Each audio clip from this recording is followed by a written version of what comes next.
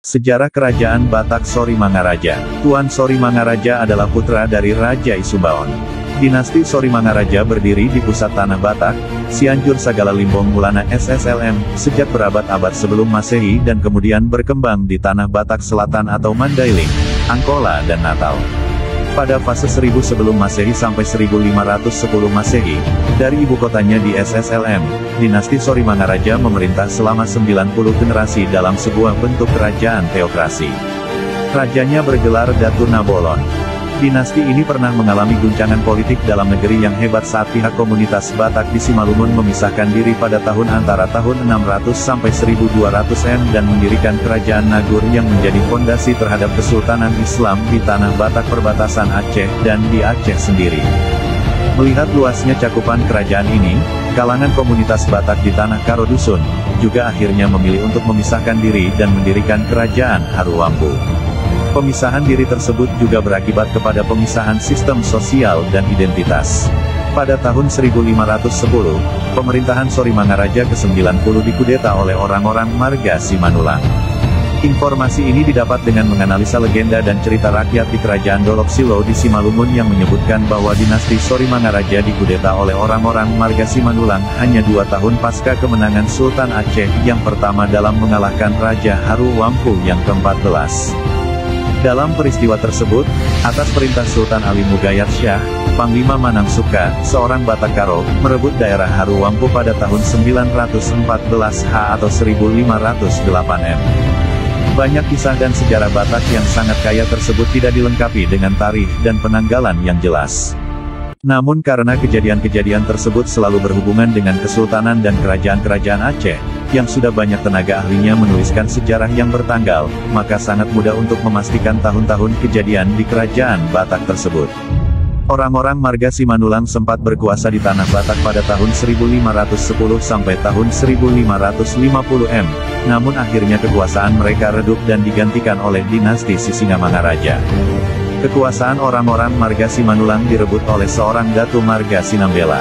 Dinasti Sisingamangaraja sendiri memerintah persis dalam tahun-tahun yang sama dengan pemerintahan dinasti Sultan Ali Mugayat Syah tahun 1513 sampai tahun 1904 M. Oleh sebab itu, terdapat banyak angka-angka tahun di dalam tarikh Hijriyah perihal Raja-Raja Sisingamaraja ada di dalam buku-buku Hikayat Perang Aceh. Raja-Raja Sisingamangaraja sendiri selalu menuliskan penanggalan mereka dalam tarikh Hijriyah. Misalnya, stempel kerajaan yang bertanggal Hijriyah.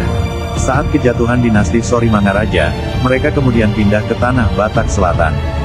Di sana mereka berusaha untuk menampilkan kembali kejayaan mereka yang dulu. Mereka sangat disegani oleh raja-raja lokal di Tapanuli Selatan sekarang ini. Raja Soambaton Sagala menjadi Sori Mangaraja ke-91. Ia migrasi ke selatan melewati tanah Batak yang aman dalam kekuasaan dinasti Hatorusan Pasaribu, dan dinasti Pardosi.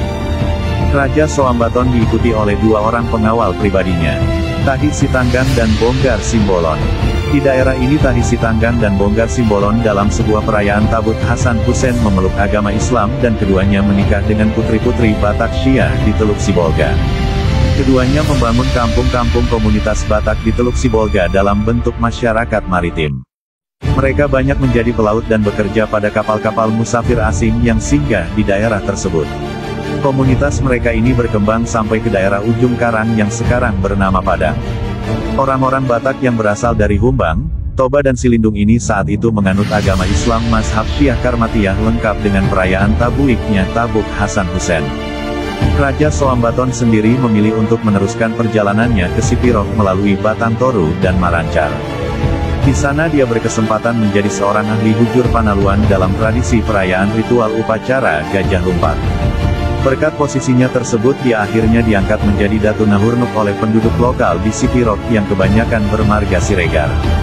Dia kemudian membangun singgasananya di Sampean, di atas Bukit Dolok Pamelean di bawah pohon Bona Niasar. Dia resmi diakui oleh raja-raja lokal di Sipirok menjadi Sori Mangaraja yang ke-91. Pasar Sipirok dan Dolok Pamelean menjadi pusat pemerintahan yang ramai. Pada tahun 1816, Sori Mangaraja ke-101 menjadi pemeluk agama Islam dengan ajakan Raja Gadumbang. Ia mengucapkan syahadat dan mengganti namanya menjadi Syarif Sagala.